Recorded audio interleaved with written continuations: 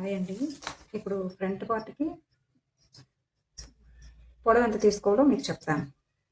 ఇక్కడ నుంచి పైకి వదిలేయాలండి, ఖర్చు కోసం వదిలేసి ఇక్కడ నుంచి నీట్గా అస్సలు బ్లౌజు లాగొద్దు, ఏమి చేయొద్దు. ఇక్కడ అరించి పట్టుకొని ఇక్కడ వరకు ఈ డాట్ చివరి ఈ ఫస్ట్ డాట్ ఎండింగ్కి ఎంత వస్తుంది ఇక్కడ నుంచి ఇలా పట్టుకొని ఇక్కడ నుంచి మళ్ళీ ఈ కింద వరకు ఎంత ఉందో చూసుకోవాలి.